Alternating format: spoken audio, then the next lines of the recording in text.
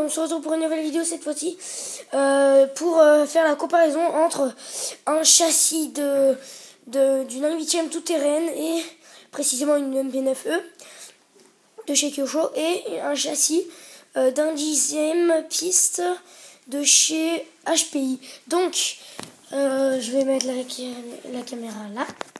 Donc vous allez voir que vous allez voir le châssis du MP9. Donc voilà, il est comme ça. Et je vais vite l'enlever.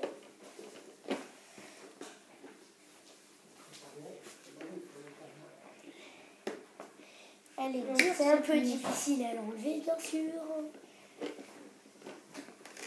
Sur le côté, il y a des scratchs. Et voilà. Donc là, nous avons le moteur qui est là. Ça, c'est le moteur. Après, on a ce qui fait fonctionner les pneus. Enfin, voilà. Après, on a les cardans que vous ne pouvez pas voir. Enfin, si, là. Mais non, vous ne pouvez pas les voir. Et voilà. Après, les suspensions. Après, on a durci les suspensions. Ça met longtemps à revenir. Et voilà. Donc, le châssis d'1/10, celui-là, je vais le mettre de côté. Le châssis d'1/10 piste, cette fois. Piste, pas tout terrain. Est beaucoup plus petit. Ça se voit. Et que là, pour le châssis d'1/10, bon, les suspensions sont en aluminium comme le reste. Enfin, comme la voiture, comme l'autre. C'est le même fonctionnement, sauf qu'on pense que elle est plus complexe, ce châssis, le châssis d'1/10, que le châssis d'1/8. Mais non, en fait, parce qu'on pense qu'il est beaucoup plus complexe que l'1/10, mais non, en fait, non. C'est parce que le châssis du 1/10 est plus petit que l'1/8, et c'est parce qu'il est plus petit que, en fait, il y a les mêmes pièces, et que quand il est petit, on remarque, on dit tout de suite, il est plus complexe que l'autre, mais en fait, non, c'est pareil. C'est les mêmes composants, c'est tout. Oui, donc voilà. Je n'ai pas mis la batterie sur la MP9, mais il y a la batterie sur cette voiture. Et sachant que la TT peut prendre du 4S, donc du 5100 ou du 5200, 5002 ou du 5001. Et tandis que l'autre peut prendre, c'est que du 2S. Enfin, oui, c'est que du 2S. Et sur la MP9, on peut mettre deux batteries qui font l'équivalent du 4S. On peut mettre deux batteries de 2S. Et voilà. Donc, après, là, c'est la carrosserie du MP9. Enfin, du MP9. Je vais vous la montrer. La carrosserie du MP9, qui est toute neuve d'hier.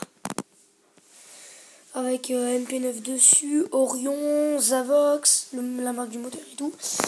Et après, donc je vais la remettre. Comme vous la remettez, après vous pouvez la prendre. En fait, c'est un kit. Là, c'est une voiture de compétition. Quand vous l'achetez en kit, c'est une voiture de compétition. Par contre, si vous l'achetez en RTR, c'est un kit de loisir. Enfin, quand vous l'achetez en RTR, c'est du loisir. Donc après, c'est un peu, des fois, la galère pour la remettre, la carrosserie. Et il y a des scratchs sur les côtés pour bien la prendre. Donc on va remettre les broches. Ça s'appelle des broches, pas des crochets. Il y en a des fois dans des vidéos, ils disent que c'est des crochets, mais non, ce n'est pas des crochets, c'est des broches. Par exemple, quelqu'un qui avait la MP9 précédente, l'ancienne, qui disait que c'était des crochets. Voilà. Par contre, c'est très difficile à remettre, bien sûr.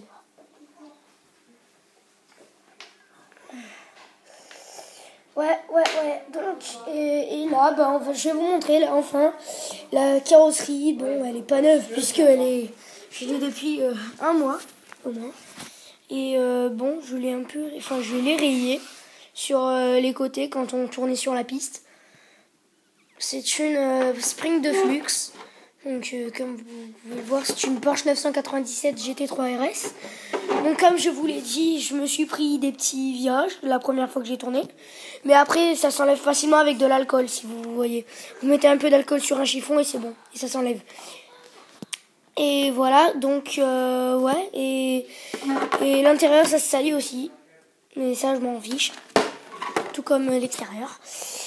Donc vous allez voir ce que ça donne entre les deux. Donc je vais pas les faire tourner parce que déjà sinon ça va être trop chiant. Il va falloir que je reprogramme ma télécommande sur le MP9 et sur l'indixième. Donc je vais pas mettre les broches sur l'indixième cette fois. En gros, voilà ce que ça donne. Ça donne une belle allure quand même. Attendez, je vais la mettre. Ça donne une belle allure. Tout comme le MP9.